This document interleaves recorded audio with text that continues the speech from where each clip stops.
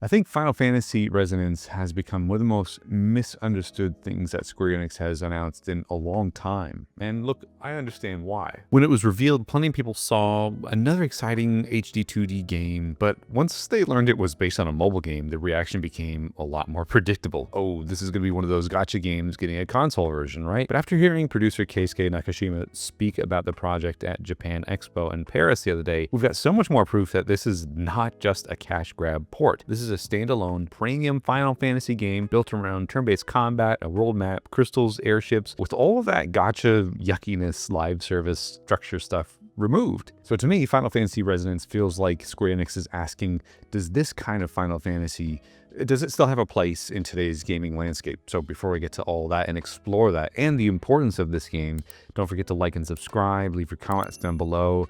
I would love to know your thoughts on this game. I know I put a video out a few weeks ago on Final Fantasy Resonance once it was announced, and I got a lot of comments saying, oh, it's just a gacha mobile cash grab port, whatever. So I'm hoping to dispel some of those thoughts and ideas here in today's video. So let's get to it. So a few days ago, the Japan Paris Expo was held, and there was a presentation that gave this project a lot more info that obviously didn't come across in the reveal trailer. Producer of this game, Keisuke Nakashima, explained that some of the first games he ever played were the earlier Final Fantasies like 5 and 6, and Final Fantasy 6 was the game that completely blew his mind. He remembered reaching the world of Ruin and thinking that there must somehow be 2 games packed into this one cartridge, and he spoke about the thrill of getting an airship and watching the world open in front of you, and that sense of discovery became one of the guiding ideas behind Final Fantasy Resonance, recapturing ideas and the fun of those early Final Fantasy adventures while making the experience more comfortable for a modern audience. And that also explains why Square Enix didn't preserve Brave Exvius as it was on, phones back in the day, because the mobile game eventually reached the end of service, which would normally leave years of story and world building trapped behind a dead app.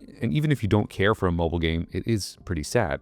And this is a great example of why game preservation, having physical copies, is a very important thing, and we'll touch on that a little bit later in the video. Instead, the first major story arc of Brave Exvius has been rebuilt as a complete single-player game that stands on its own, so whether you played the original for years or never touched it, it's in a strange way, Resonance feels less like a port and more like a rescue mission, taking something obviously temporary and giving it a form that people can still discover years from now. Now, looking at the story blurb on the Final Fantasy Resonance website, it almost sounds like a Final Fantasy Greatest Hits package, and I mean that in a really good way. These ideas are part of the language of the series, and this game is bringing them back to the center of the adventure. I mean, the presentation follows the same idea. This is the first Final Fantasy game built around this signature HD 2D style, but Nakashima said that the team had experimented with some other visual approaches before eventually deciding on HD 2D. It gave them the right balance between pixel art and a cinematic experience, and even looking at some of the cutscenes and stuff that are in the reveal trailer itself is so beautiful. I really think that this is imagining what those Super Nintendo classic games might have looked like if pixel art had continued evolving for another 30 years, and maybe this is how some of us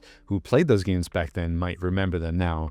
Obviously, they didn't look like that, but, childhood imagination and maybe just a little bit of embellishment.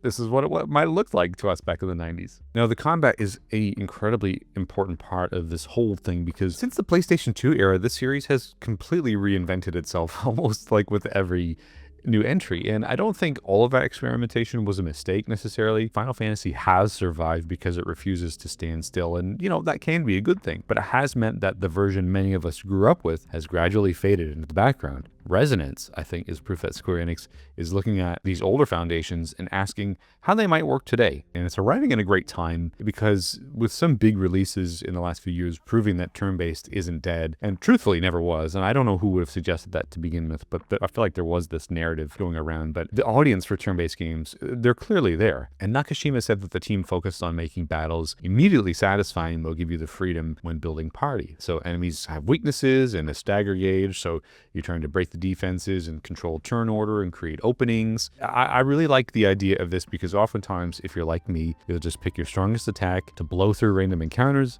and then you just really only try during bosses. Now, if you've watched any of the previews, you've seen the term visions thrown around, and they're more than just fan service. Yes, they were woven into the mobile game, but I think that they're actually being applied in a more practical way that's more than just, here's your favorite character from Final Fantasy VII, use him because it's cool. Like, there's more of a meaning to it, and I think it's really well done. And there are a lot of visions to collect here as well. It's not just a shallow fan service game. We've got familiar heroes from across the series, which is very cool for sure. And each vision has skills and abilities that develop as you use it. And your main characters can equip whatever they learn within a ability cost limit.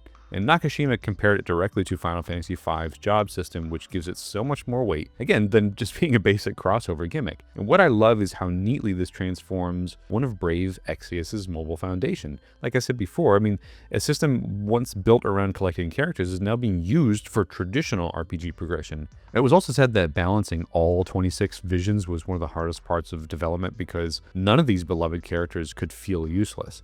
If they managed to pull that off, visions could give every player a really genuinely different party. So altogether, with the visions and the other new details that were shared, together it really just suggests that Resonance is being treated like a full-scale JRPG rather than just a short nostalgia project built around recognizable faces with the visions. Now, I did talk about some physical copies earlier, and we can finally touch on that because for those of you game preservationists out there, gosh, I can't believe I'm saying that. You guys have all seen the news with Sony, so it's a very hot topic right now, and I have to mention this. And plus, game key cards being a thing, I wanted to inform you guys that physical copies are happening for this game, but you might want to choose wisely here. The Switch 2 release as a game key card, of course, meaning the full game has to be downloaded before you can play. However, the Nintendo Switch version is a conventional Switch cartridge rather than a key card. So if you're a collector and you want to avoid that format, you've got another option. I don't know if there's an upgrade path just yet. I haven't looked to see that. And so by the time this video is out, or you may already know if that's going to be the case, so please correct me in the comments if that is the case. But you know, you might be choosing an older version here for the Switch version, but if having a proper cartridge makes more sense to you than playing the native Switch 2 version, at least you've got choice. And I tend to get all my copies on PlayStation 5 just for the sake of having the game capture things so I could upload reviews for YouTube as well. Now, I want to be clear, I'm not expecting Final Fantasy Resonance to be the blueprint for like Final Fantasy 17 or force every future entry back into turn-based combat. I think the series is big enough now to support multiple identities, with huge action blockbusters existing alongside smaller strategic adventures. What Resonance can prove is that classic Final Fantasy doesn't need to survive only through remasters and just remembering the good times. Those ideas can still evolve.